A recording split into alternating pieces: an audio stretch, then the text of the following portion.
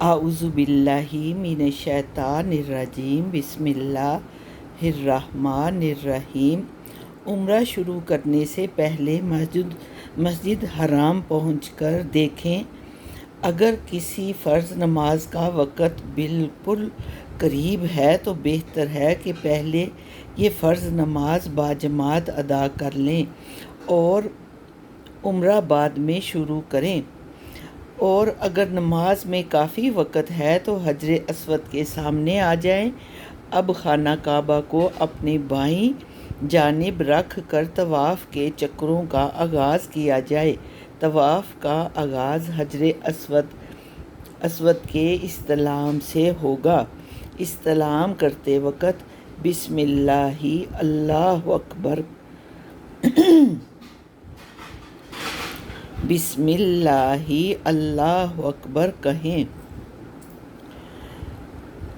رمل اور استباح دوران طواف رمل کریں اور استباح کی کیفیت اختیار کریں اور حتیم کے باہر سے اپنا چکر مکمل کرتے ہوئے رکن یمانی تک پہنچیں۔ رکن یمانی پر پہنچ کر اگر ممکن ہو تو اسے دائیں ہاتھ سے چھوئیں اور کہیں اللہ اکبر، اللہ سب سے بڑا ہے۔ لیکن اگر رش وغیرہ کی وجہ سے چھو نہ پائیں تو تکبیر بھی نہیں کہی جائے گی اور طواف بدستور جاری رہے گا۔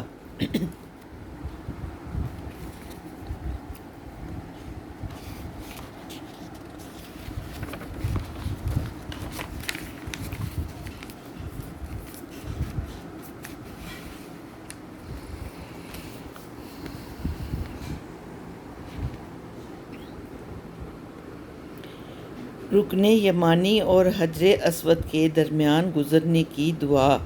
ربنا آتنا فی الدنیا حسنۃ وفی الآخرۃ حسنۃ وقنا عذاب النار۔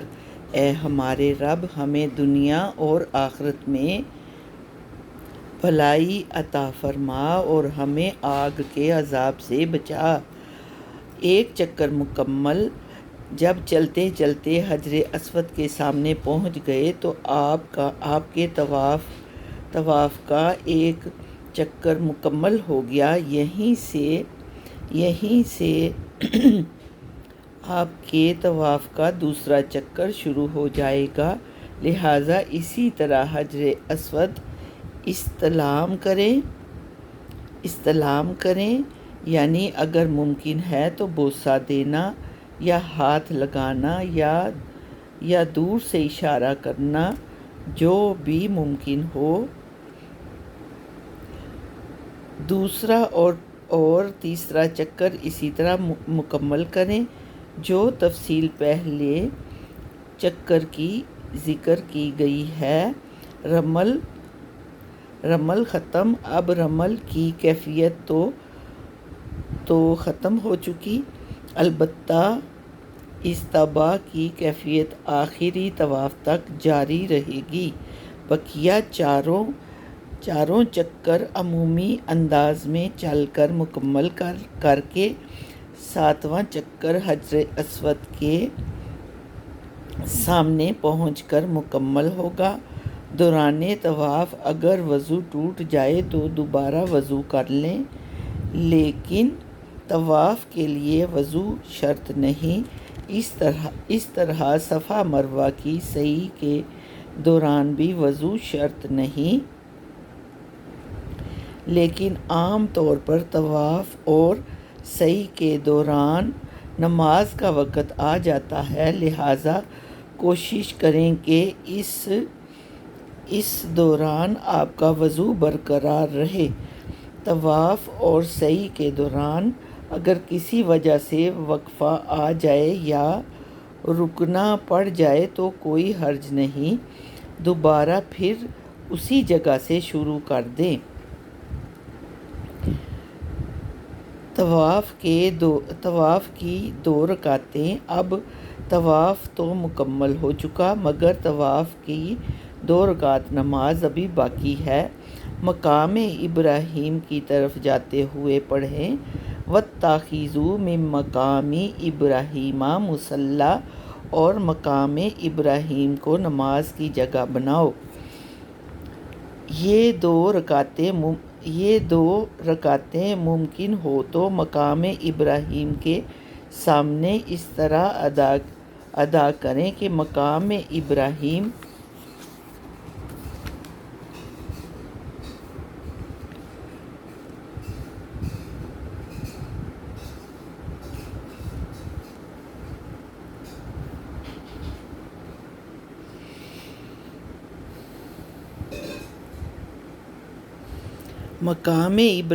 خانہ کعبہ ایک ہی سیدھ میں ہوں۔ پہلی رکعت میں سورۃ فاتحہ کے بعد سورۃ کافرون پڑھیں اور دوسری رکعت میں سورۃ فتح کے بعد سورۃ اخلاص پڑھیں۔